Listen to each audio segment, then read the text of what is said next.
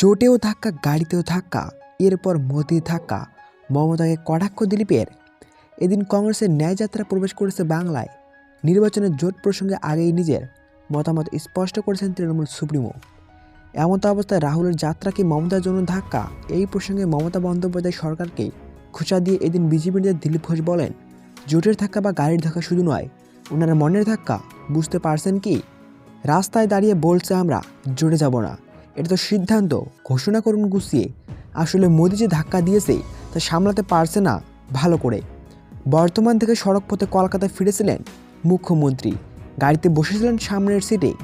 GT রোডে ওঠার মুখে আচমকাই ব্রেক কষেন চালক, প্রবল ঝাঁকুনিতে উইন্ড স্ক্রিনে মাথা ঢুকে যায় মমতার। এ প্রসঙ্গে খানিকটা বিদ্রুপের সুরেই দিলীপ ঘোষ বলেন, গাড়ির গতি ভারতবর্ষের 200 কিলোমিটার হয় কি না আমি জানি না। উনি বিমানে উঠলে দুর্ঘটনার ভয়, উনি গাড়িতে চড়লে দুর্ঘটনার ভয়। কেন এরকম হচ্ছে?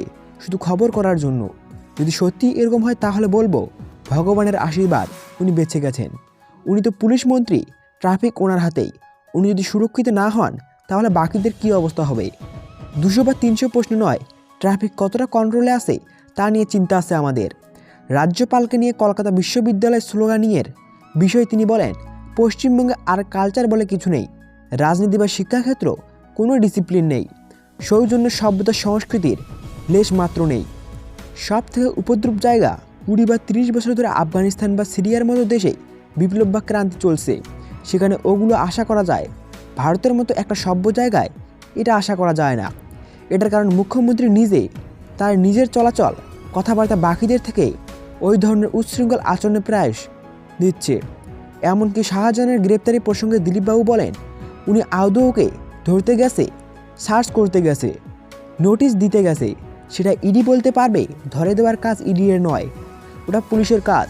পুলিশ যদি নিজে তাকে লুকিয়ে রাখে তাকে পাওয়া যাবে না। পাঠার ইচ্ছায় কালী পুজো হয়, পাঠা কোনোদিনও চাইবে না পুজো হোক, তাহলে তার মায়ের কোল খালি হয়ে যাবে।